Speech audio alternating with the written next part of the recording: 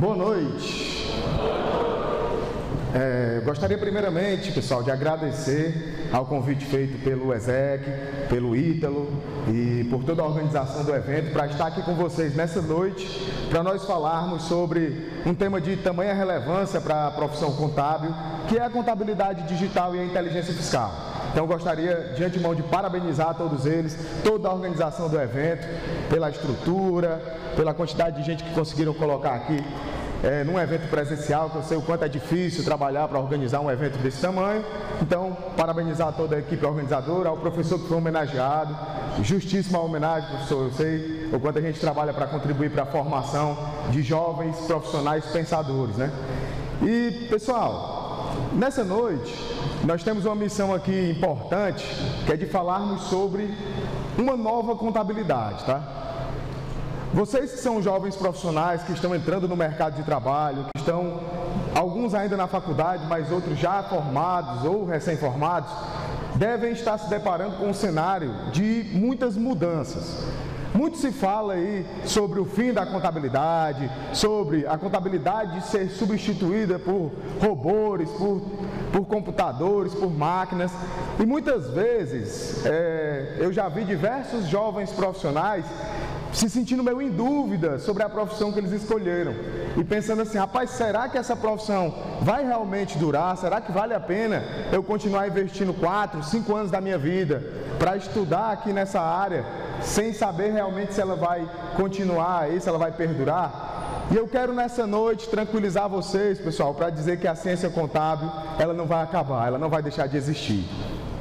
Pelo contrário, a nossa profissão, ela, a cada ano que passa, se valoriza mais, ela ganha mais adeptos, ela ganha maior importância para a sociedade, para os governos em geral e para toda a vida social que nós estamos inseridos. E a tecnologia, ela vem para aprimorar, para melhorar a nossa relação exatamente com esses interessados pelas informações da contabilidade. A contabilidade, ela foi refém durante muito tempo da legislação tributária, aonde ela perdeu um pouco da sua essência, que era de fornecer informações úteis para a tomada de decisões, porque ela tinha que atender a diversas disposições tributárias.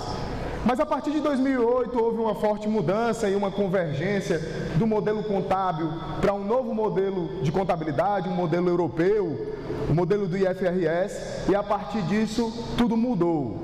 E a tendência é que mude cada vez mais. Então, nessa noite a gente vai refletir sobre a contabilidade daqui para frente, daqui para adiante, certo? O que vocês podem esperar dessa profissão que vocês escolheram, mas também nós vamos falar muito sobre aquilo que vocês precisam ter de competências hoje. O que vocês precisam se preocupar hoje para estar no mercado amanhã. Porque tem muita gente se preocupando com amanhã é tecnologia, inteligência artificial, automação de rotinas, robotização, mas esquece que se ele não se preparar hoje, se ele não se qualificar hoje, se ele não estiver apto a trabalhar e atuar nesse mercado hoje, ele não vai conseguir chegar nesse mercado amanhã. Então nós vamos também refletir muito sobre isso, tá? Então assim, prometo que vai ser um momento bem leve, a gente vai conseguir falar de assuntos técnicos, mas tentar usar uma linguagem que dê pra gente se interessar, gostar do tema, tá certo? E mais uma vez, é um prazer estar com vocês aqui nessa noite, certo? Bom, pessoal, já fui apresentado a vocês, tá? Eu só queria reforçar para quem ainda não acessou, entrar lá no meu site, www.professorfelipeguerra.com.br, e também eu gostaria de convidar vocês a me seguirem lá nas redes sociais, tanto no Facebook, que é Professor Felipe Guerra, como no Instagram, que é @prof.felipeguerra. Quem aqui já segue lá? Quem já assistiu algum vídeo meu na internet? Bacana, pessoal, show de bola. Por que eu sempre reforço esse pedido, tá, pessoal? Sempre reforço isso. Cada dia que passa, a gente gasta mais tempo das nossas vidas na internet, não é verdade? Cada vez mais a gente gasta tempo nas redes sociais, usando nossos celulares, e muitas vezes a gente passa a maior parte desse tempo consumindo conteúdos que são inúteis, não vão servir muito para a nossa vida pessoal e profissional. Então, existe a oportunidade da gente também usar a rede social, também usar os nossos celulares, ali a internet, para consumir conteúdos relacionados à nossa profissão, à nossa área, com a linguagem acessível, com a metodologia prática. E por que não utilizar disso, né? Só na minha página, para vocês terem uma ideia, eu publico 2 aulas todas as semanas. Toda segunda-feira tem aula mesmo, uma live de 1 hora de aula. Toda quarta também tem aula, também uma aula de 1 hora publicada. Todos os dias de segunda a sábado tem vídeos curtos. Tem gente que diz, Felipe, eu não tenho muito tempo. Será que você não tem 2 minutos, 3 minutos para assistir um vídeo ali da sua área? Toda terça e quinta eu publico o resumo da live e o resumo da aula. Então não tem desculpas, é muito conteúdo para que você que queira se manter atualizado na área contábil possa estar consumindo tudo isso de maneira gratuita, tá, pessoal? Então é opcional, curte lá quem quiser, mas eu já combinei com o Ítalo, só participa do Coffee Break, quem curtir, viu? Eu já aviso logo agora que é para não ter problema. Bom, pessoal, vou começar com essa frase de Stephen Hawking, que foi um físico norte-americano, que ele disse o seguinte, ó: todos os aspectos das nossas vidas serão transformados e esse vai ser o maior evento da história da civilização. Sobre o que é que vocês acham que Stephen Hawking estava falando quando ele disse essa frase? Um de cada vez. E aí, pessoal, o que é que vocês acham? Tecnologia, perfeito. Ele estava se referindo à tecnologia, mas ele estava se referindo a uma aplicação específica da tecnologia, que seria o quê?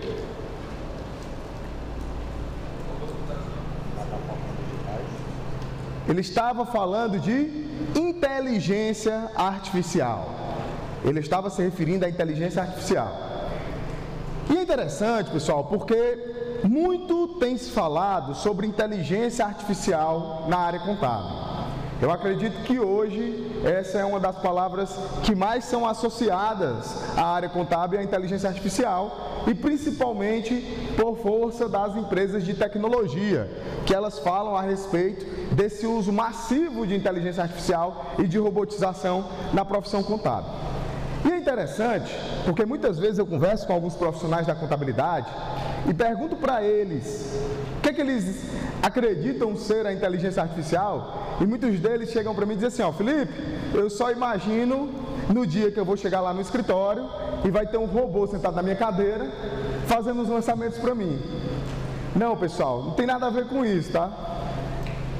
O que a gente precisa entender é que a inteligência artificial ela já faz parte das nossas vidas. Todos vocês usam alguma aplicação que utiliza de inteligência artificial. E é interessante a gente pensar sobre isso, porque eu costumo dizer que a tecnologia, ela não pede passagem, ela pede desculpas. Você precisa simplesmente se adaptar a ela. E isso acontece sempre de maneira muito silenciosa. Se vocês pararem para pensar, a maioria de nós, há 15 anos atrás, vivíamos 100% tranquilos sem os nossos celulares. Mas hoje, é muito mais fácil você voltar em casa de manhã, se você esquecer o seu celular, do que se você esquecer sua carteira. Não é verdade? Por quê? Sem dinheiro eu consigo ficar, agora sem o celular não tem condições. Então a tecnologia ela passa a fazer parte do nosso dia a dia de maneira muito forte, de maneira muito sorrateira. Ninguém foi lá na televisão e disse, olha, a partir de agora todo mundo precisa ter um celular. Não, isso foi acontecendo de maneira natural. Assim como os e-mails, assim como as redes sociais e assim como vários outros adventos de tecnologia. E a gente precisa entender, pessoal, o que é essa tal de inteligência artificial. Esse termo, ele não é novo, ele é da década de 60. Os cientistas falaram a primeira vez sobre o uso de inteligência artificial, que era a capacidade das máquinas delas aprenderem e pensarem como os seres humanos. Isso é inteligência artificial. Só que, lá na década de 60, quando o termo ele foi dito pela primeira vez, quando as primeiras descobertas nesse campo da ciência foram feitas, se imaginava que num curto espaço de tempo a gente iria ter no nosso dia a dia máquinas inteligentes aprendendo e pensando com os seres humanos. Era até interessante que naquela época, alguns dos prognósticos que tinham, era que em 2020 nós já iríamos ter carros voadores e dessas outras coisas aí futurísticas que a gente costuma ver nos filmes de ficção científica, né? E o que aconteceu foi que naquela época, muitas empresas começaram a investir em pesquisa e em desenvolvimento para aprimorar essa área de inteligência artificial. Só que logo depois, a gente viveu 2 décadas que foram chamadas de Era Negra da Inteligência Artificial, onde por mais de 20 anos não houveram avanços nesse campo de pesquisa. Então era natural que as empresas que investiram dinheiro em pesquisa e desenvolvimento começassem a frear esses investimentos, né? Já que eles não estavam trazendo os retornos. Pois bem, só que uma coisa muito interessante aconteceu na década de 90, que foi a descoberta e a utilização massiva da internet e dos computadores pessoais. E quando a gente começou a ter a internet à disposição, tudo começou a mudar. E com isso a gente tinha um volume de dados disponível muito maior do que no passado. Para vocês terem uma ideia, existe uma pesquisa do Google que diz que 80% das informações que estão na internet hoje subiram para a internet nos últimos 3 anos.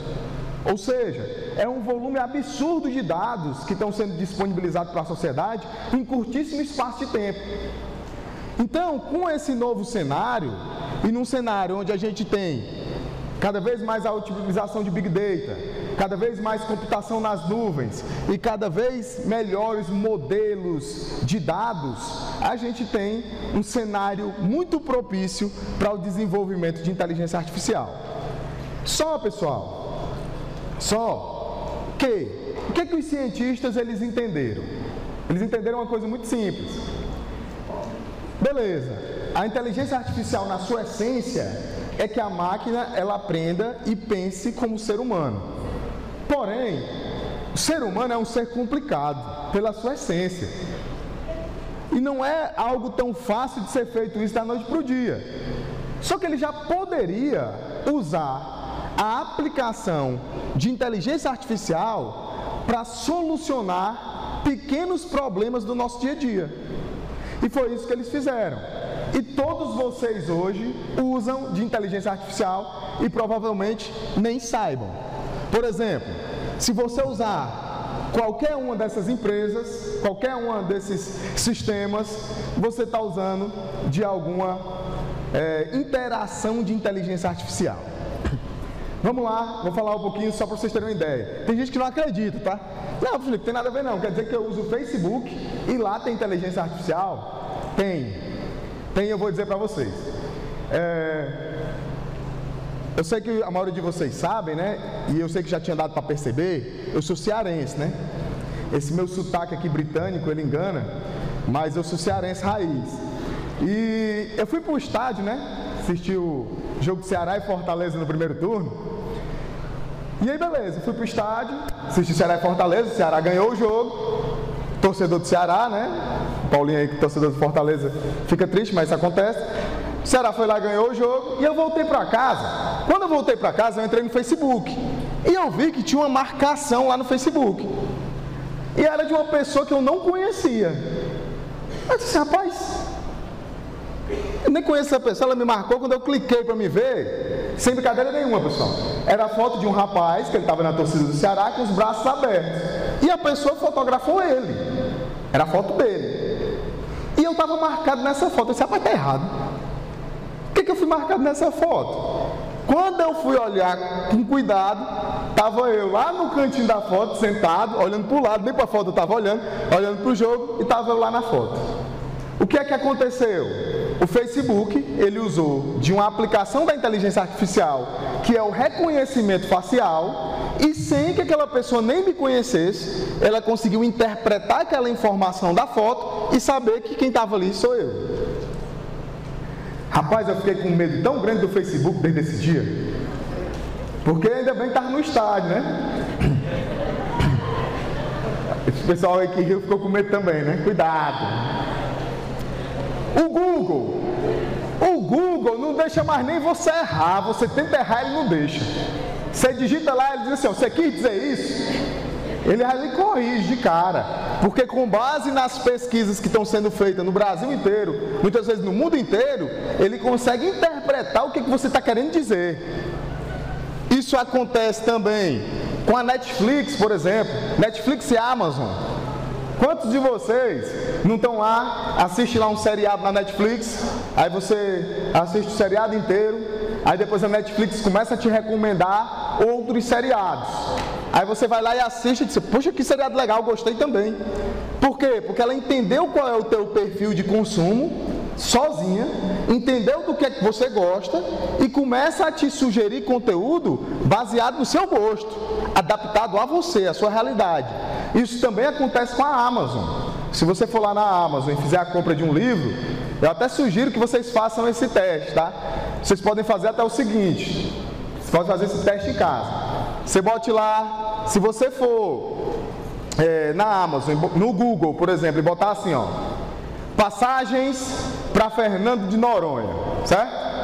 Você vai lá no Google e bota passagens para Fernando de Noronha. Aí você olha lá as passagens, os preços, vê lá as coisas direitinho. Aí depois você fecha essa página e entra no seu Facebook. Qual é o primeiro anúncio que vai aparecer lá? Hotéis em Fernando de Noronha, passeios em Fernando de Noronha.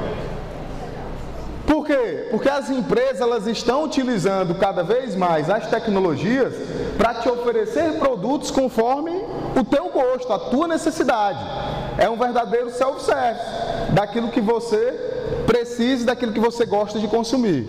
Isso também acontece, por exemplo, com o Waze, que através do uso de satélites, eles conseguem mapear o teu caminho, a tua rota diária e te fornecer sugestões de melhores itinerários, para que você desvie do trânsito, desvie de acidentes, desvie de trechos com obras. Isso tudo são interações que utilizam de inteligência artificial, pessoal. E por fim nós temos a Apple, que tem lá o seu assistente virtual, né, a Siri, que ela se comunica, ela fala com você, você interage com ela. Você chega lá e pergunta sugestões, recomendações, e esse assistente virtual entende através do reconhecimento de voz e te responde. Então assim, tem alguém que usa alguma dessas empresas aqui, pessoal? Todo mundo, né? Todo mundo. Então assim, será que essa história de inteligência artificial está tão distante como a gente pensa? De maneira nenhuma, né? De maneira nenhuma.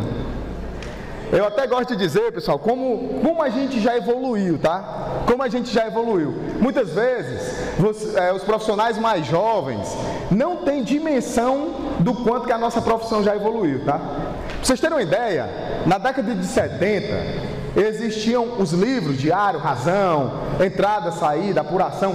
Todos esses livros, eles eram em papel, certo? Eles eram em papel. E aí na década de 90, quando a gente passou a usar os computadores, como eu disse para vocês, né?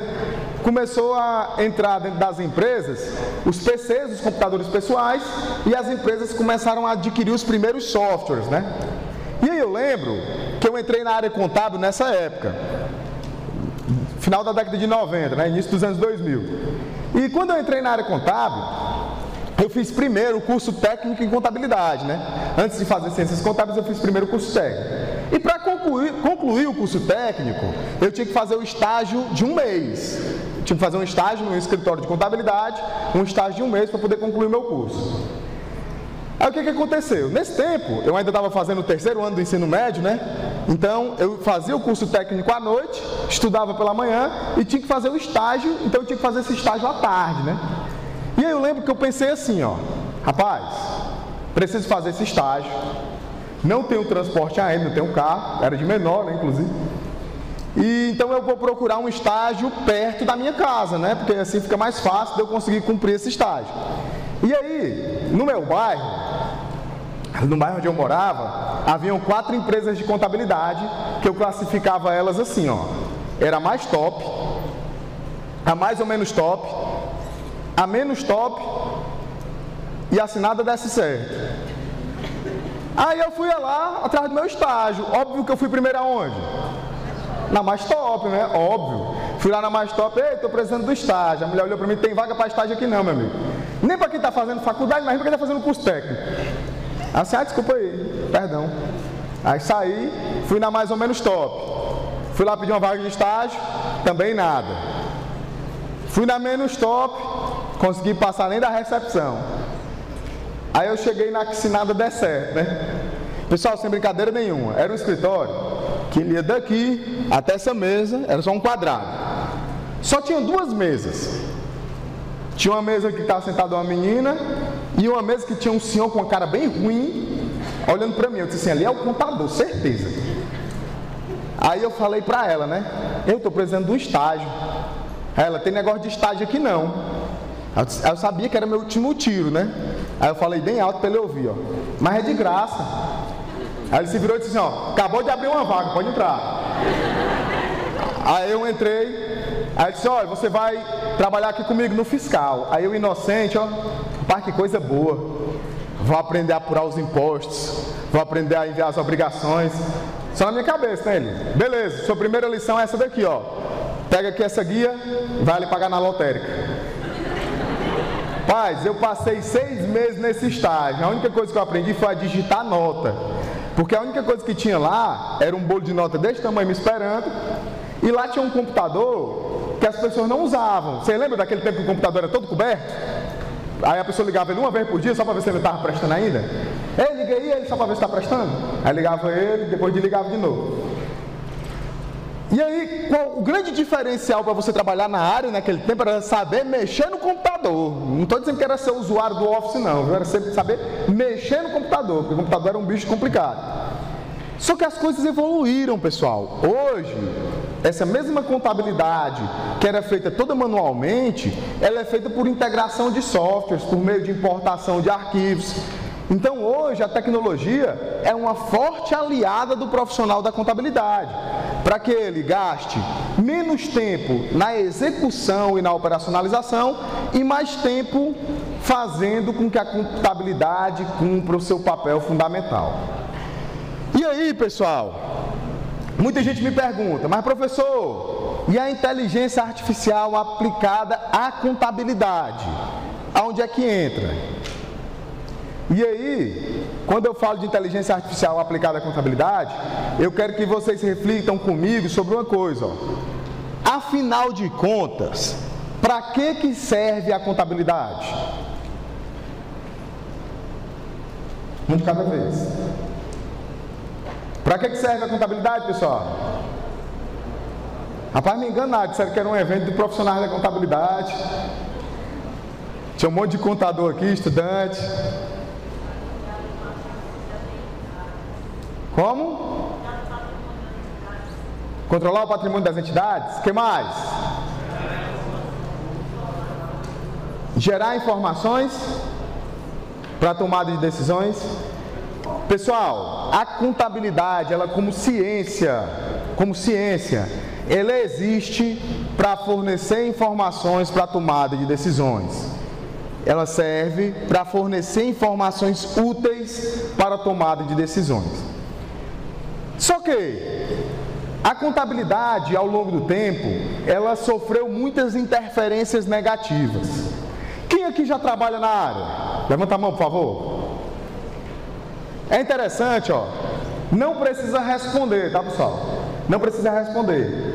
Mas se eu perguntar para vocês assim, ó, como é que está o departamento pessoal lá nas empresas que vocês trabalham? Geralmente as pessoas respondem assim, ó. Vixe, professor, tá complicado, viu? Esse negócio desse social aí, ninguém sabe se ele vem, se ele vai. Tem hora que ele volta, tem hora que ele acaba, ninguém sabe, tá difícil. Mas nós estamos fazendo, professor, tem que fazer, né? A empresa tem que pagar a folha, a empresa tem que pagar o FGTS, tem que pagar o INSS, nós estamos fazendo. Aí eu pergunto assim, ó, e como é que está o setor fiscal lá nas empresas de vocês? Aí o pessoal disse, vixe, professor, o setor fiscal é complicado demais o fiscal. Esse negócio desses SPED é muito difícil, negócio desse CMS aí que ninguém entende nada dele, complicado demais o fiscal. Mas nós estamos fazendo, professor, tem que fazer, né? Tem que fazer, porque a empresa tem que pagar os impostos, a empresa tem que mandar as obrigações. Aí eu pergunto assim, ó, e como é que está o contábil lá nas empresas de vocês? Aí o pessoal começa, vixe, professor, contábil, é? É o contábil. Mas é o contábil mesmo? É o contábil. Professor, o contábil está quase em dia. Nós estamos encerrando 2016 agora. 2016. E isso, quando é o dono da empresa, quando é o menino que trabalha no contábil, ele diz assim: vixe, professor. E é porque eu dei o gás, quando eu cheguei estava em 2011. Por quê, pessoal? Porque infelizmente, e eu me sinto muito à vontade de falar isso com vocês, tá? Porque nós estamos falando de profissional da contabilidade para profissional da contabilidade. Infelizmente, era casa de ferreiro, espeto de pau. Dentro de uma empresa de contabilidade, o que menos se fazia era contabilidade. Aí começaram alguns movimentos de empresas novas, modernas de contabilidade, que cada vez mais se pareciam com empresas de tecnologia, que se preocupavam com a automação de rotinas, se preocupavam com a automação de processos, se preocupavam em fornecer informações em tempo real para os usuários da contabilidade, e isso mexeu com os profissionais da contabilidade. E quando as pessoas me perguntam assim, ó, Felipe, mas como é que a inteligência artificial vai ser usada na contabilidade? Não é que ela vai ser não, tá? Ela já está. Em algumas empresas, isso já existe. Eu visitei uma empresa em Portugal chamada BizDocs. Essa empresa, ela desenvolveu um equipamento que era uma espécie de scanner pequeno. Só preciso contextualizar antes, sabe pessoal, que lá em Portugal, lá na Europa, não existem tantos modelos de documentos eletrônicos como no Brasil, tá? No Brasil nós temos nota fiscal eletrônica, nota fiscal de consumidor eletrônica, cupom fiscal eletrônico, conhecimento de transporte eletrônico, manifesto de documentos fiscais eletrônicos e nota fiscal de serviço eletrônico. O que essa empresa desenvolveu? Ela desenvolveu uma espécie de um scanner que o contador comprava esse scanner por 99 euros e colocava lá no seu cliente, lá no setor financeiro do cliente. Aí o que é que a pessoa do financeiro fazia? Ela fazia o pagamento de um boleto, aí ela colocava aquele boleto em cima do equipamento por 2 segundos e tirava. Só isso. Só isso. Pegava outro documento, colocava em cima do scanner por 2 segundos e tirava. O que esse scanner fazia? Nesses 2 segundos em que ela colocava o documento lá, o scanner, ele fazia a leitura dos dados e salvava uma cópia do documento na nuvem. Mas não só salvava, ele salvava na pasta certa, da empresa correta, no mês correto e separando por tipo de documento, ou seja, pagamento de fornecedor do mês de abril de 2019, por exemplo. Aí você diz assim, ó, não, Felipe, mas até aí não tem nada demais. Certo, não tinha. Só que o que é que as empresas de contabilidade faziam?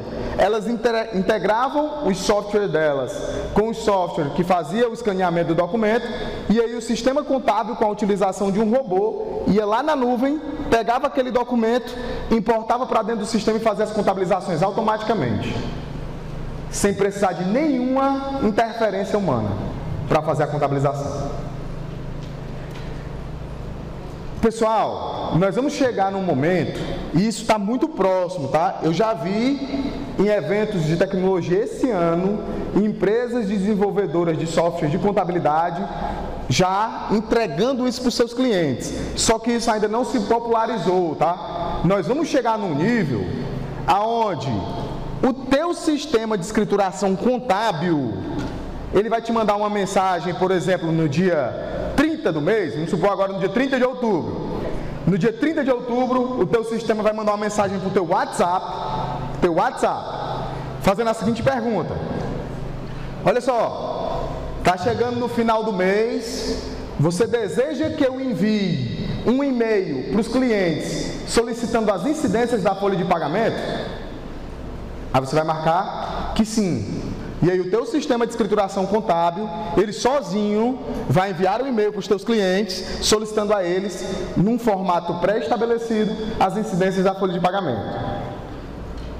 Ah, Felipe, isso não vai acontecer não. Faça um teste, tá? Eu estava viajando semana passada, eu estava em São Luís, final de semana agora. E eu abri o aplicativo do iFood para fazer um pedido, né? Estava dando aula lá no final de semana e abri o aplicativo do iFood. Beleza, comecei a fazer um pedido no iFood e aí desisti de fazer o pedido. Disse, não, vou comer alguma coisa aqui no hotel mesmo. Desisti de fazer o pedido. 3 minutos depois, 3 minutos, recebi um WhatsApp do iFood. Felipe, desistiu por quê? Me ajude, tome aqui um desconto. Pá, R$10 aí, um cupom de desconto.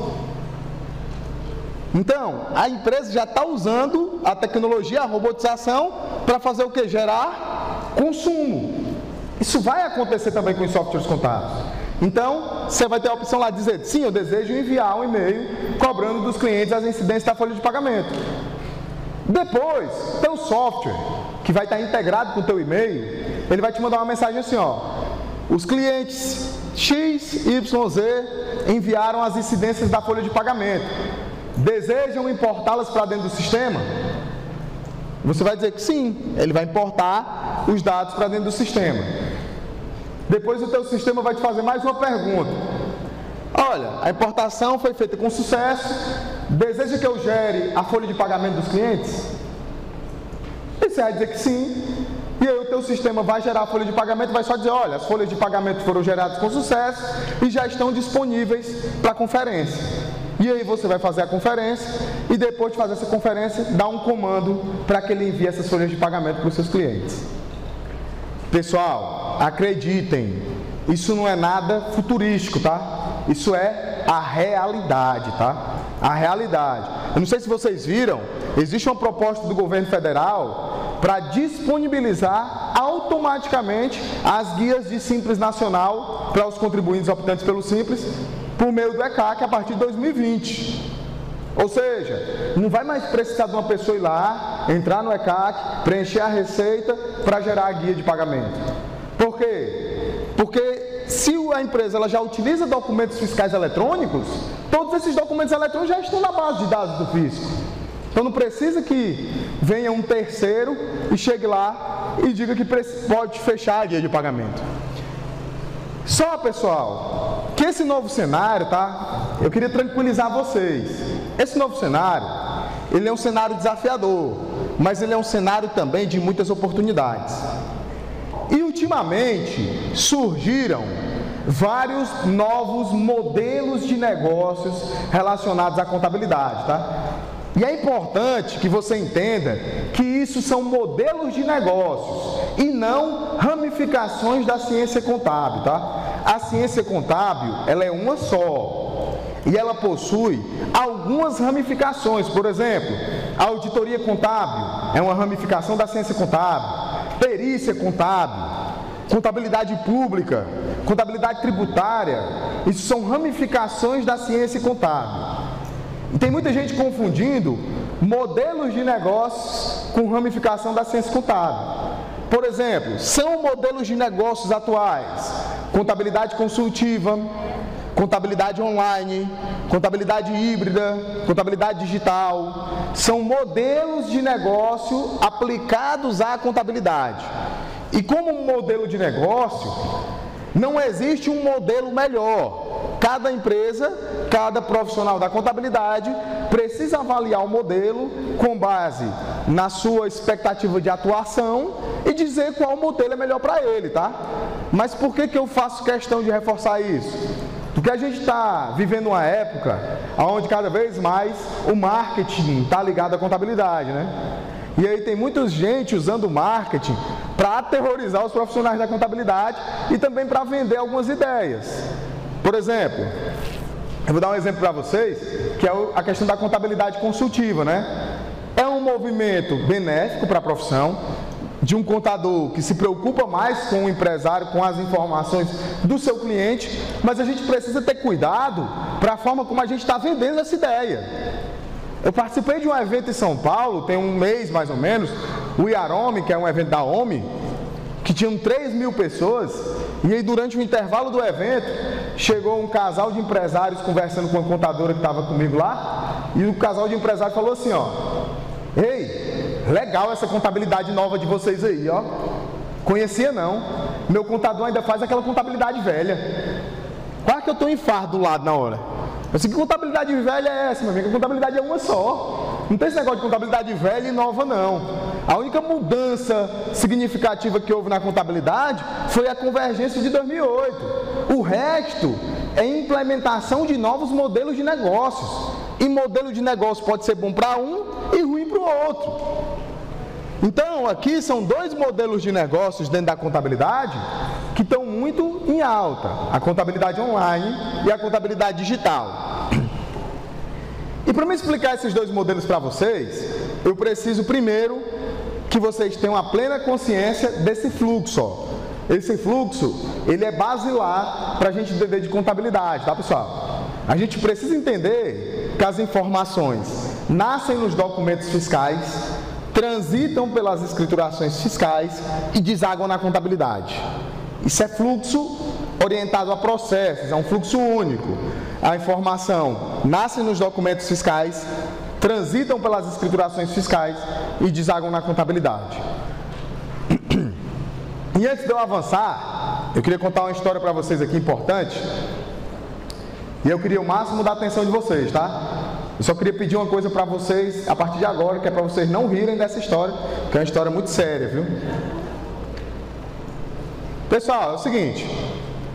Lá em 2008, a gente começou a falar de SPED, né? O Brasil começou a falar de SPED, 2007, 2008. E em 2008, eu acreditava demais que esse tal desse SPED ia vingar. Aí o que é que eu fiz? Eu fui estudar o SPED, né? Fiz vários cursos de SPED. Eu fiz esses cursos até com a Socorro Oliveira, que ela já se aposentou, mas ela era a superintendente, a gestora do SPED fiscal no estado do Ceará, né? Então fiz lá os cursos com ela. E em 2009, eu decidi que eu ia montar minha empresa de contabilidade, né? Decidi que eu ia montar minha empresa de contabilidade. E aí eu trabalhava num escritório de contabilidade, fiz um acordo com eles, olha, eu quero sair. Aí eles, não, tudo bem, só fica aí até a gente encontrar alguém, aí tu vai treinar essa pessoa e você sai. Aí eu disse, beleza, show de bola. Só que eu queria começar meu escritório de contabilidade, mas eu trabalhava lá e estava alocado, né? Eu trabalhava nesse escritório de contabilidade, mas eu ficava alocado numa distribuidora de medicamentos. Aí beleza, quando começou 2009, eu queria trabalhar com SPED, mas nem a distribuidora de medicamentos que eu estava alocado e nem os primeiros clientes que eu estava pegando, eles estavam obrigados ao tal do SPED. E eu estava doido para fazer o SPED, mas não tinha oportunidade, porque as empresas que eu trabalhava não estavam obrigadas. Aí beleza, quando chegou em setembro de 2009, me ligou o empresário de Aracati. O empresário me ligou e disse assim, ó, Felipe, tô obrigado a fazer o SPED aqui, cara, desde janeiro. Só que eu não consegui fazer nenhum ainda. Tu faz? Pessoal, na mesma hora eu pensei assim, ó, se eu disser para ele que eu ainda não fiz nenhum, ele não vai querer me contratar, não. E se eu não tiver a oportunidade de fazer o primeiro, eu não vou aprender esse negócio nunca. Aí, pessoal, não me orgulho disso, tá? Mas eu estava começando, então eu só peguei o telefone e disse assim, ó, o que? SPED, é direto aqui. Só ontem eu fiz bem os 4 aqui, SPED é todo dia, meu amigo, é comigo mesmo. Fechei negócio com ele pelo telefone, no dia seguinte, chegou uma van, lá em frente da minha casa. Meu escritório era na minha casa, né? A van era maior do que o pedaço da minha casa que eu chamava de escritório.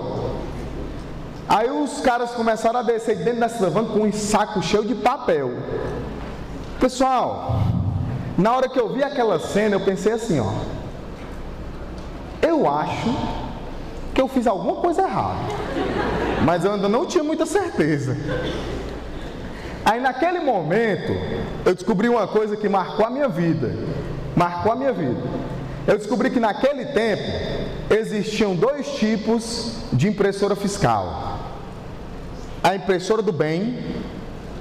Qual era que é a impressora do bem? Era a impressora térmica. Por que ela era a impressora do bem? Porque ela imprimia o cupom fiscal em uma via, que ia para o cliente, e a segunda via do cupom ficava salva na memória da impressora. Aí você podia importar o arquivo da memória da impressora para o seu sistema. Isso era maravilhoso, pessoal. Você usava um arquivo da CAT52. Perfeito, dava certo, perfeito. e tinha a impressora do mal, ó. A impressora do mal era a matricial. A impressora matricial, ela imprimia o cupom em duas vias. Uma via ia para o cliente e a segunda via ficava salva na bobina dentro da impressora. Aí eu descobri naquele dia que a empresa que tinha me contratado, ela tinha 5 ECF, 5 emissores de cupom fiscais, todos 5 matriciais, e que eu ia ter que digitar todas essas bobinas. Pra vocês terem uma noção do tamanho disso, tá? Uma bobina dessa, se eu abrir ela aqui na ponta desse auditório, ela vai daqui até o final e volta umas 2 vezes. E eu ia ter que digitar todas. Um ECF usa no mínimo uma bobina por dia. Por dia. Só que aí, pessoal, quando eu me deparei com aquela situação, né? Eu não me desesperei. Eu fiz o que qualquer contador faria. Montei uma equipe multidisciplinar de 5 estagiários. Botei uma bancada para eles. Botei um computador para cada um. Peguei o mais desenrolado deles. Trabalha comigo até hoje, ele é o Alisson. Peguei o mais desenrolado dele e disse: Alisson, você vai ser o líder.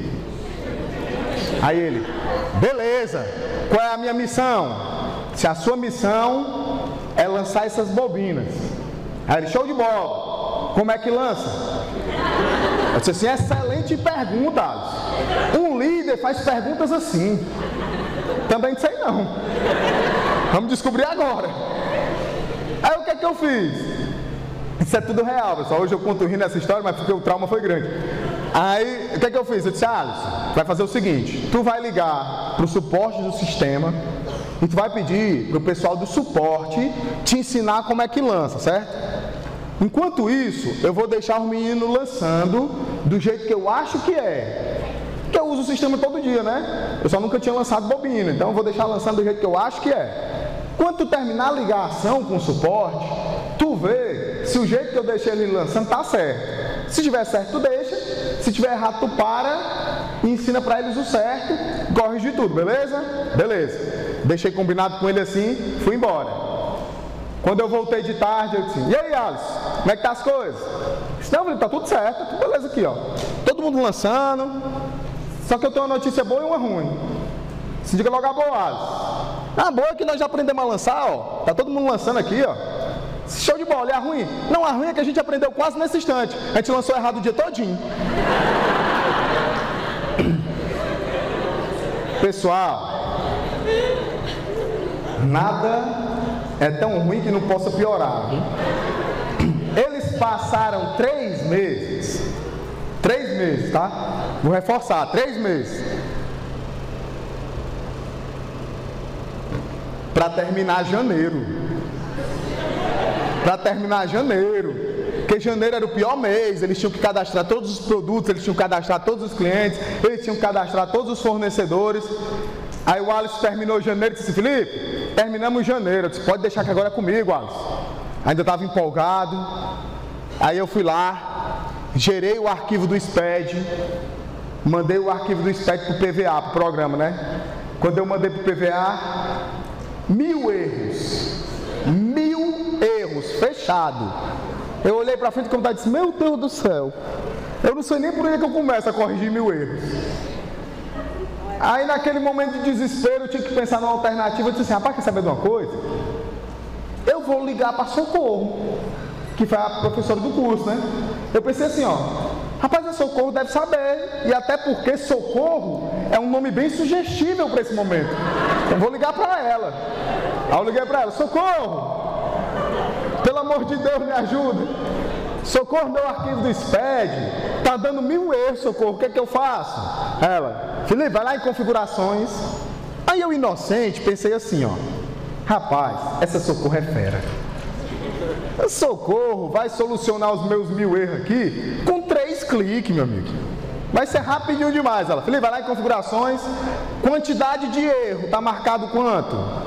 Aí eu descobri onde a Socorro queria chegar. Socorro tá marcado 1000.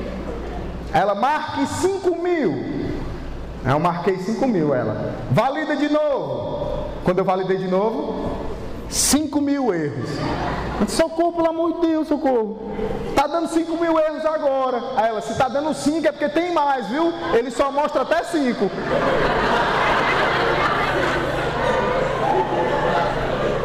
Aí eu dizia assim, ó, socorro, o que é que eu faço? Ela volta para 1.000. Aí você voltar para 1.000 para quê, socorro? Ela para tu continuar motivado, pensando que só falta 1.000. Pessoal, isso foi um trauma tão grande na minha vida, que 2015 foi o primeiro ano de envio da ECF, né? Aí o pessoal me ligava e dizia assim, ó, professor, a minha ECF está dando 3.000 erros, o que é que eu faço? Aí eu dizia, bota para 1.000, que de 1.000 em 1.000 dá certo. Pessoal, eu conto essa história hoje rindo e brincando, né? Mas foi um sacrifício grande, viu? Eu tinha calculado que a gente ia terminar o serviço todo em 5 meses. Nós terminamos em 11. Eu fiquei 6 meses num prejuízo, pagando para terminar o serviço. Mas valeu muito a pena, viu, pessoal? Porque a pessoa chegava para mim para perguntar um erro do SPED, ela não precisava nem completar a frase, porque de erro eu entendia como se não houvesse o amanhã. E essa história que eu conto também no meu livro, além de também usar a parte técnica, que inclusive eu trouxe aqui alguns exemplares para vocês, tá? Para quem sabe, o livro ele é vendido na internet por R$ 97,00, mas aqui exclusivamente no evento, vocês podem comprar por R$ 50,00. Só que eu trouxe poucos, tá, pessoal? Acho que foram só 40 livros. Então, quem tiver interesse em comprar, quando sair daqui, procura ali o Luan, que está lá na mesa, fala lá com ele. Esse livro é o Descomplicando o SPED, tá? Descomplicando o SPED. Aí, beleza, pessoal. Vamos voltar para a contabilidade online, né?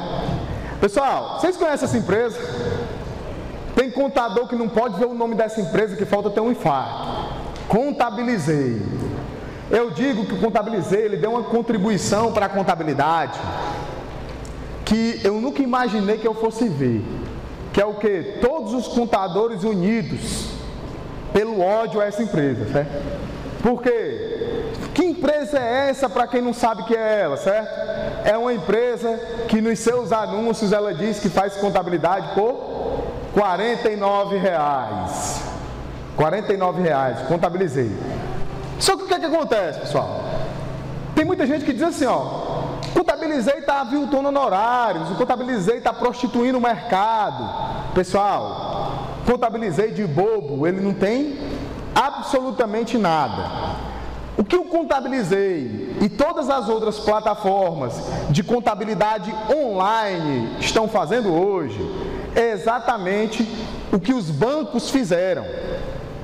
Para quem trabalha aí com contabilidade há mais tempo, lembra que funcionava assim, ó.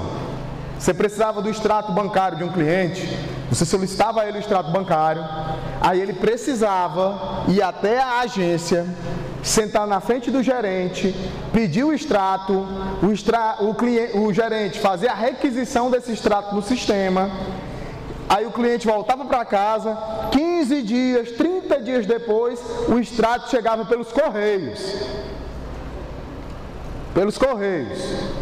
Nesse tempo, de quem eram todos os custos da agência bancária? Do banco, né? Tinha que pagar o gerente para te atender, tinha que pagar o computador, o sistema, a energia, tinha que pagar tudo. Tinha que pagar a impressora para imprimir, tinha que pagar os correios para te enviar, e aí ele cobrava uma tarifa bancária. Beleza, a internet foi modernizando as coisas, e aí hoje você abre conta pelo celular, você imprime o extrato através do uso do seu celular, você faz todas as movimentações financeiras pelo celular. Aí eu te pergunto, de quem é o celular? Seu, foi você que pagou por ele, não foi? Quando você vai usar uma impressora para imprimir, de quem é ela? Sua. A internet é sua, a energia é sua, a impressora é sua. Todo o custo da operação foi transferido para você. E o banco continua lhe cobrando a tarifa, não continua? É semelhante ao que a contabilidade online faz. O que ela faz é o quê? Hoje, uma empresa que quer contratar o serviço de contabilidade online, ela já contrata sabendo que quem vai ter que preencher todas as informações é o contratante. Então, por exemplo, se o contratante tem um empregado para admitir, É ele que vai ter que preencher lá o nome do empregado, o número da carteira de trabalho, o salário, o horário, a folga, todos os detalhes da relação de trabalho. Aí eu te pergunto, se na hora de gerar a folha de pagamento, usando um sistema online, essa folha de pagamento sair errada, aí o empresário vai lá, ei, contabilizei, ó, a minha folha saiu errada. Aí o contabilizei vai olhar e vai dizer assim, ó, é verdade, ó, da próxima vez faça direito, viu? Porque quem fez tudo foi você. Você não tem com quem reclamar. Ele transferiu todo o ônus da operação para o contratante. E qual foi o modelo de negócio que ele usou? Foco nas obrigações legais. Pessoal, em tese, tá? Na teoria, a contabilidade, ela não é para ter diferença de um profissional para o outro. Por exemplo, Lucas, né? Lucas? Vamos, por exemplo, vamos supor que uma empresa contrata a mim e contrata o Lucas para fazer a contabilidade dela. Meu amigo, as normas trabalhistas que eu tenho que obedecer e as que ele tem que obedecer é a mesma. Não é a mesma? Então, a folha de pagamento gerada por mim ou gerada por ele tem que ser a mesma. A norma tributária que eu tenho que obedecer é a mesma que ele tem que obedecer. Então, em tese, o tributo que eu apurar tem que ser igual ao tributo que ele apurar. A contabilidade que eu vou fazer obedece às mesmas normas brasileiras de contabilidade que aquele tem que fazer. Então, a contabilidade que eu entregar tem que ser a mesma contabilidade que ele entregar. Meu amigo, se o foco é único e exclusivamente na entrega dessas obrigações, o que é que vai diferenciar para o cliente um para o outro? O preço. Eu estou falando num cenário, eu não estou falando no cenário dos diferenciais, né? Do que você vai vender como diferencial, de informações estratégicas, do pacote de serviços. Eu estou falando único e exclusivamente no âmbito de obrigações legais, na entrega de obrigações legais. O que eu tenho que obedecer é o mesmo que o Lucas tem que obedecer e é o mesmo que todos vocês têm que obedecer. Se é o mesmo, o que vai diferenciar de um para outro é o preço. Eu sei que é doloroso a gente ouvir isso quando se trata de contabilidade, né? Mas vamos pensar num outro produto. Se você pega um celular, você vai numa loja, o celular é R$1.000, e você vai numa outra loja, o mesmo celular, o mesmo modelo, do mesmo jeito, é R$1.500, você vai comprar qual? A de 1.000.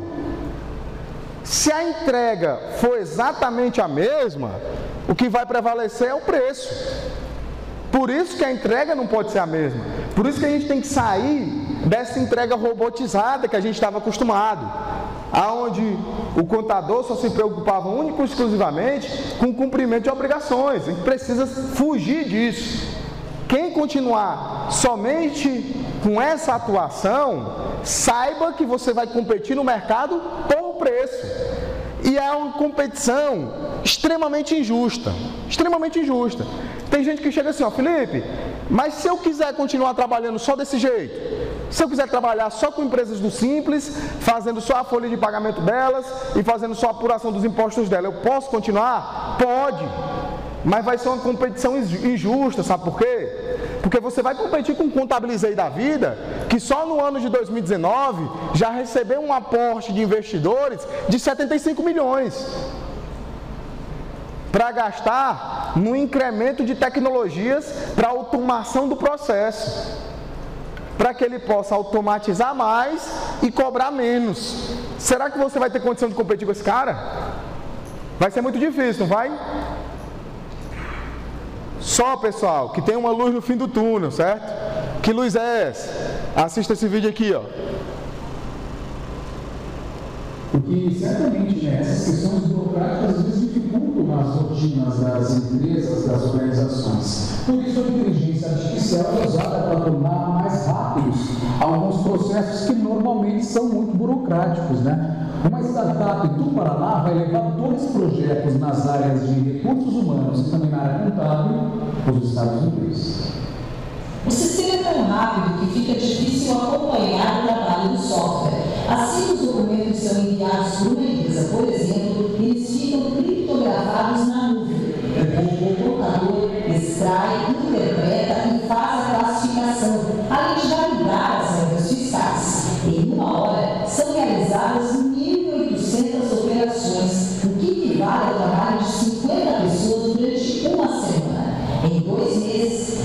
quase 26 mil lançamentos. Mas será que isso significa que o contador vai perder o emprego? De forma alguma. Na verdade, nós, inclusive... Este ano ela vai inaugurar uma unidade no Vale do Silício, maior polo tecnológico do mundo. Nosso principal objetivo não só explorar o mercado inteiro, mas também contratar recursos, contratar pessoas lá que sejam envolvidas com a tecnologia já no seu nascimento. Bom, pessoal, Exatamente, né? como vocês viram aí, né? Eu acredito que o Lucas da Reut, ele foi muito feliz quando ele disse o seguinte, ó: o contador, ele é importante não em processos burocráticos, ele é importante na estratégia e no processo gerencial. O problema é que a nossa profissão, ela se robotizou, ela se mecanizou ao longo do tempo. E se você não quer ser substituído por um robô, não trabalhe como um. As pessoas, elas querem chegar dentro das empresas de contabilidade e fazer o delas e esquecer quem é o grande interessado na informação contábil, que é o cliente, é para ele que você trabalha, para fornecer informações que sejam úteis para a gestão daquela empresa. E aí eu fico muito à vontade para falar de contador para contadores, né? Até mesmo para puxar a orelha de vocês, no bom sentido. Porque assim, ó, eu vendo muito produtos para contadores, né? Eu vendo muitos produtos para contadores. Eu vendo cursos, vendo mentorias para contadores. E o cliente exigente, meu amigo, é o contador, viu? É exigente. Agora, quando ele senta do outro lado do balcão, onde ele é o prestador de serviço, se o cliente é exigente, o que é que ele diz? Ô cliente chato, Ave Maria, esse cliente perturba demais.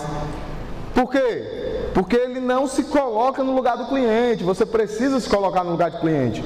Muita gente diz assim: ah, mas Felipe, aqui a minha situação é diferente, aqui a minha realidade é diferente. Pessoal, só falta um estado para eu poder dizer que eu dei aula em todo o Brasil. Só falta dar aula no Paraná. E em todos os locais que eu cheguei, a conversa é a mesma. Felipe, é porque tu não conhece a nossa realidade. Aqui é diferente. Mas lógico que é diferente. Se todos nós somos diferentes, você queria que assim, os seus clientes fossem todos iguais? Não vão ser, pessoal. Cenários diferentes para todo mundo. Mas está todo mundo vivendo a mesma realidade de uma profissão que passou tanto tempo sofrendo interferência da legislação tributária que deixou em muitos momentos de entregar a sua essência. E o que é a contabilidade digital, pessoal? Contabilidade digital, ela é uma resposta da contabilidade tradicional a esse movimento de contabilidade online, tá? Por quê? Como assim, Felipe, uma resposta? Essa contabilidade online, uma coisa que precisa ficar claro para vocês, é que ela não atende a todo público, tá? Ela não atende a todo público. Ela é extremamente nichada. Ela atende a quem? Ela atende a prestadores de serviços.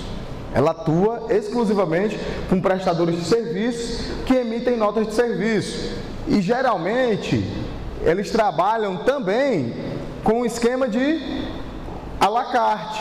O cara chega lá e diz assim: ó, eu quero contratar só folha de pagamento de um colaborador e a emissão de uma guia do Simples com uma nota. Aí ele diz: é R$49. Não, mas agora eu tenho 2 colaboradores. Não, se é 2, subiu para 150. Não, agora eu emito 3 notas por mês. Não, agora é 300. Então, assim, como eu disse, é um modelo de negócio. Eles não são bobo.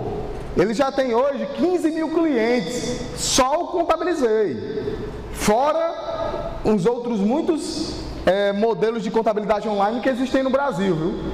Fora os demais.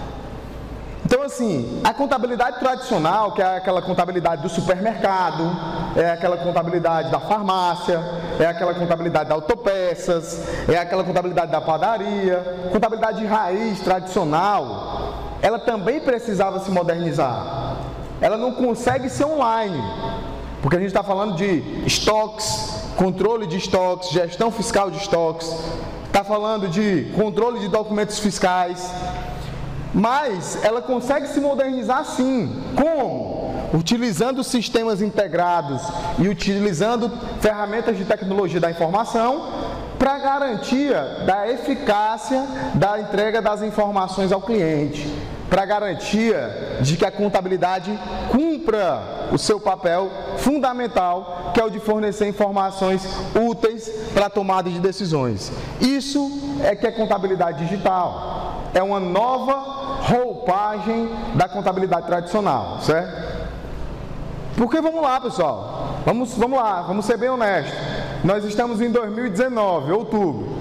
Muita gente entregou a contabilidade de 2018 para o seu cliente no mês de maio de 2019, porque foi o prazo de envio do expediente contábil.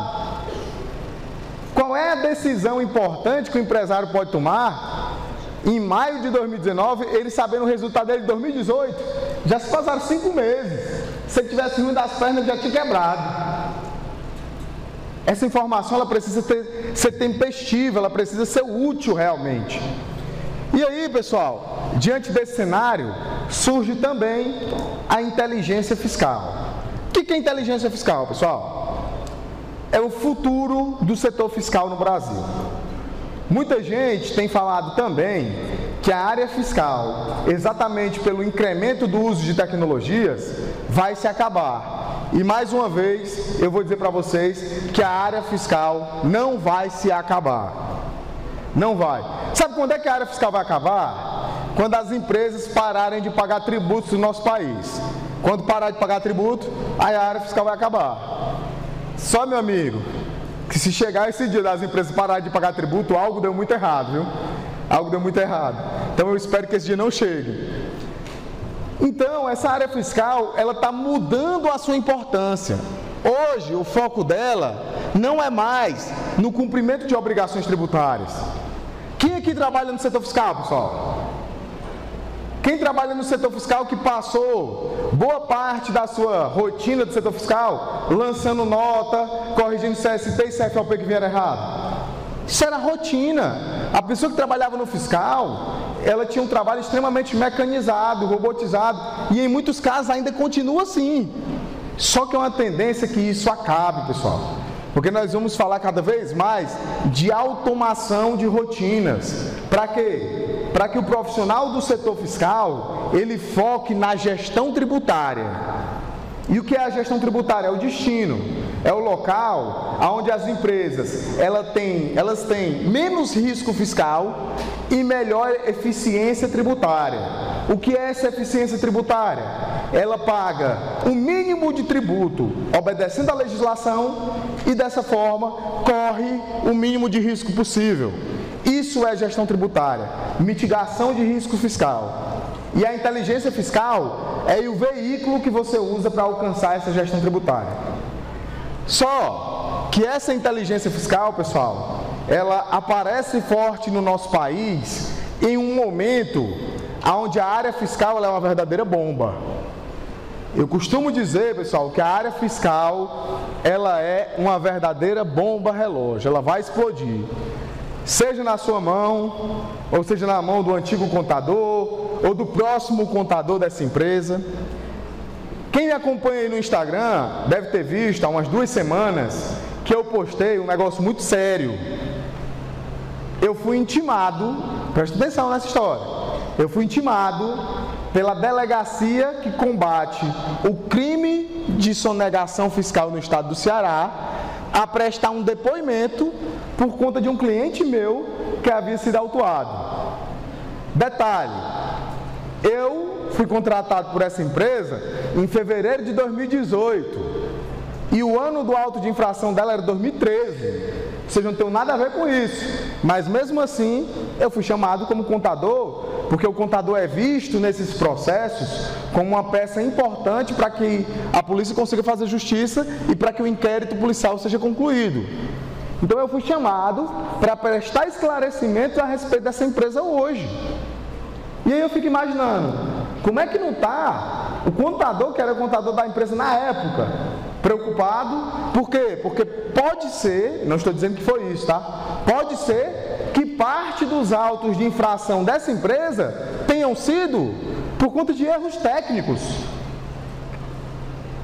Erros de apuração, erros no envio de obrigações acessórias. Então, se isso se confirmar, esse contador pode ser corresponsabilizado. E aí eu vou falar uma coisa para vocês, que quem me acompanha lá nas redes sociais já ouviu eu falando 1 milhão de vezes, de que não há mais espaço para amadores na área fiscal. Não há mais espaço para amadores. Antigamente, você caía na área fiscal de paraquedas. Hoje, se você deseja continuar atuando na área fiscal, você precisa ser um profissional extremamente qualificado. Porque o risco fiscal é muito alto e o custo de conformidade tributária também é muito alto. Só que a tendência é que a gente use de inteligência fiscal. E essa inteligência fiscal, ela é fundamentada em 4 pilares fundamentais que eu vou apresentar para vocês aqui.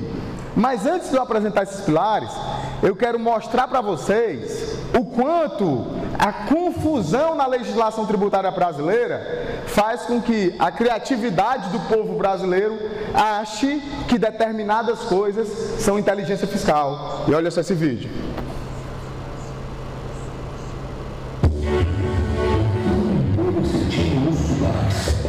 Quase todo no Brasil, bikes são taxadas em até 70% de imposto.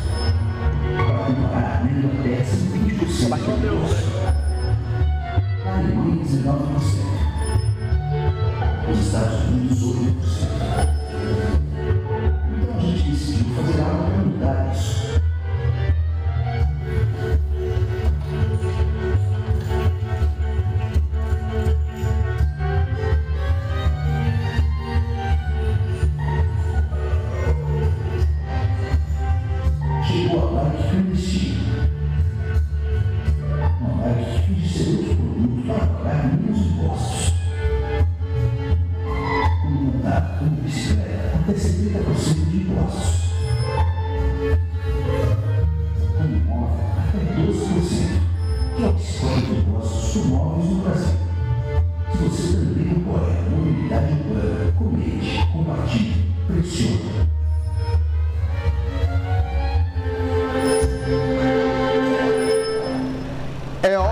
Pessoal, que isso não é inteligência fiscal, tá? Isso foi mais uma provocação no sentido da reflexão a respeito da mobilidade urbana.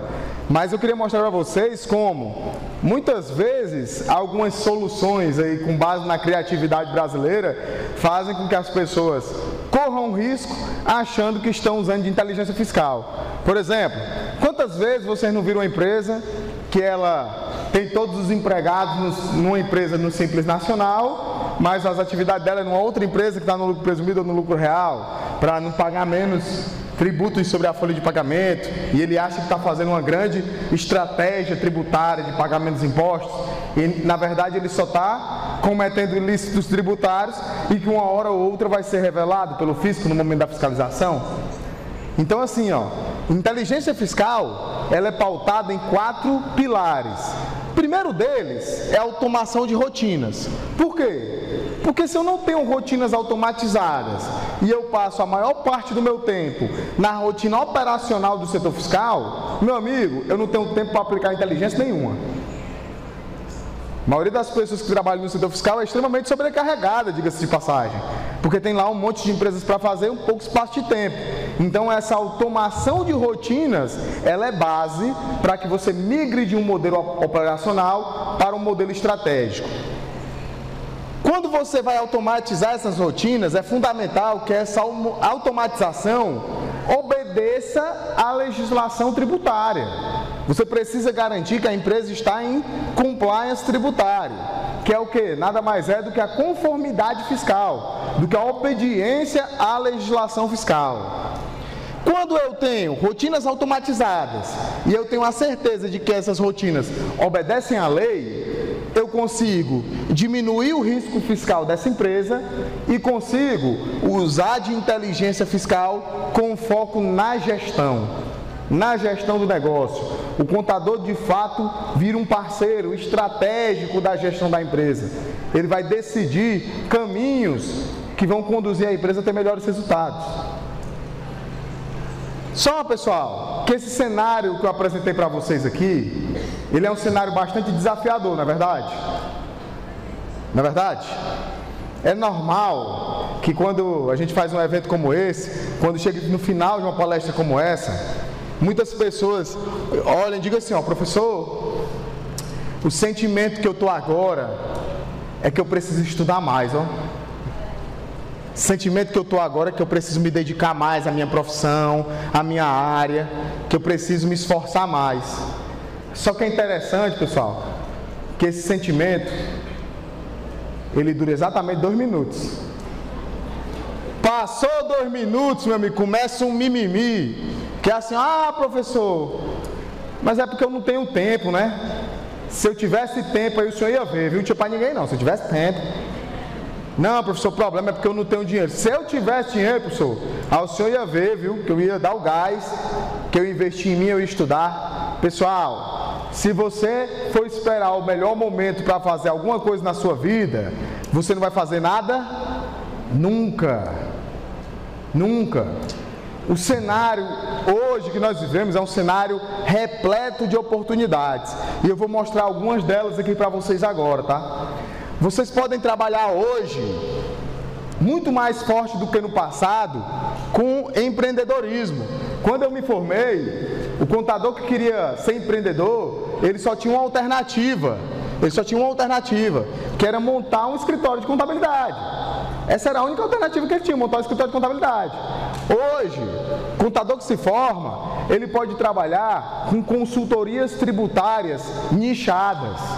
O que é isso, professor? Você pode estabelecer um nicho. Por exemplo, eu trabalho com postos de combustível. Meu trabalho é trazer soluções na área fiscal para postos de combustível. E aí você estuda, se especializa nesse nicho, se especializa nessa área e desenvolve um produto, que é uma consultoria tributária, especificamente para aquela atividade. E acreditem, a probabilidade de um empresário comprar de você aquele serviço em detrimento de um profissional que ele sabe que trabalha com todos os ramos é muito maior. Mas aí tem gente que chega para mim e diz assim, não, professor, mas a minha cidade é pequena, eu não queria limitar a minha atuação. Eu não queria limitar a minha atuação a só um nicho. Tudo bem, você pode trabalhar com consultorias tributárias, você pode trabalhar com planejamento e gestão tributária. Planejamento e gestão tributária é quando você vai trabalhar com planejamento tributário, com a diminuição do risco fiscal, com a melhora da eficiência tributária das empresas. Então é um produto mais generalista, que ele atinge vários tipos de atividade. Porque no Brasil, a empresa que não lida bem com tributos, independente do seu porte, independente da sua atividade, ela está fadada ao fracasso. A empresa que não lida bem com tributos no Brasil está fadada ao fracasso. Existem muitas empresas que alcançam um sucesso comercial e fecham as portas porque não lidam bem com tributos. Certo? Você pode trabalhar também com revisão fiscal. E pessoal, aqui é onde mora talvez a mina de ouro, tá? Se eu pudesse dar um conselho assim direto para todos vocês que vão se formar e começar a empreender, a principal dica que eu daria para vocês é trabalhem com revisão fiscal, com recuperação de créditos tributários. O que é isso? Pessoal, as empresas no Brasil pagam muito tributo indevidamente, muitos tributos a maior. E quando você trabalha com recuperação de crédito tributário, você levanta esses montantes de tributos pagos indevidamente para restituir para os cofres das empresas. Então é um trabalho que os empresários enxergam muito valor, porque você está devolvendo dinheiro para a empresa. Então é uma área muito interessante, tá? Você pode trabalhar também com auditorias digitais e cruzamentos de informações. Hoje, a maioria das empresas não tem muita segurança do grau de qualidade das informações que são prestadas ao fisco. E quando você vende esse serviço de auditoria digital, você está vendendo para o cliente essa tranquilidade de dar para ele a garantia de que a informação tributária que está lá na base de dados do fisco está correta. É interessante, por exemplo, eu vendo muitos serviços desses lá em Fortaleza, de auditoria digital e de cruzamento de informações. E geralmente os empresários chegam para mim e dizem assim, não, Felipe, mas aqui a gente não tem mais esse tipo de problema não. Aqui a gente não tem problema com SPED não. Aí eu digo assim, pô, me dá um mês do teu SPED para me analisar ele aqui sem compromisso. Quando eu pego esse um mês para analisar, eu descobri uma porrada de erros. Aí eu disse, cara, e é porque tu está despreocupado, né? Imagine se tivesse motivo para se preocupar. Então assim, ó, tem muito motivo, tem muito mercado para isso. E talvez, pessoal, o ramo e a oportunidade mais desconhecida de todas que eu estou apresentando para vocês aqui é essa última, que é trabalhar com infoprodutos contábeis e tributários. O que é isso, pessoal? Infoproduto é tudo aquilo que você consegue vender pela internet. Então, por exemplo, você pode criar um desses produtos, por exemplo, uma consultoria tributária, uma consultoria de gestão, uma consultoria financeira, para determinados nichos e comercializar pela internet. Por exemplo, eu tenho um produto assim, eu tenho uma consultoria para empresários contábeis, que é uma mentoria, que acontece pela internet. E aí eu acompanho empresários do Brasil todo, empresários contábeis, na gestão das suas empresas de contabilidade, num produto onde a gente muitas vezes nem se conhece pessoalmente. A gente só se encontra, só se vê através da internet. Então o que é que te impede de montar o teu produto? Nada. A única coisa que você precisa fazer é desenvolver um produto que de fato atenda a uma necessidade de mercado e que você aprenda como comercializá-lo através da internet, beleza? E aí, pessoal, eu encerro a minha participação aqui agora com essa frase de Michael Bobak, que ele diz o seguinte, ó: todo progresso acontece fora da zona de conforto. Você pode sair daqui, pessoal, com todas essas ideias, com tudo aquilo que eu trouxe para vocês, com um sentimento de dizer assim, ó: isso aí não é para mim não. Isso aí não é para mim não, isso aí é para quem mora numa cidade maior, isso aí é para quem é filho de papai, isso aí é para quem já tem dinheiro, isso aí é para quem pode fazer isso, pode fazer aquilo. Ou você pode tomar para você tudo aquilo que foi dito aqui e colocar em prática. Vocês estão ouvindo alguém falar aqui para vocês que eu me sinto muito feliz em poder falar, porque tudo que eu conquistei na minha vida foi através da contabilidade. Quando eu comecei na contabilidade, eu não tinha nenhum padrinho na contabilidade, não tinha ninguém da minha família que fosse da contabilidade. Comecei sozinho, sou da periferia de Fortaleza e consegui conquistar muita coisa e hoje sou feliz e realizado profissionalmente com a contabilidade. Então, se eu conseguir, cada um de vocês também podem. Eu tenho absoluta certeza disso. Beleza, pessoal? Beleza? Então essa era a minha mensagem de hoje. Muito obrigado.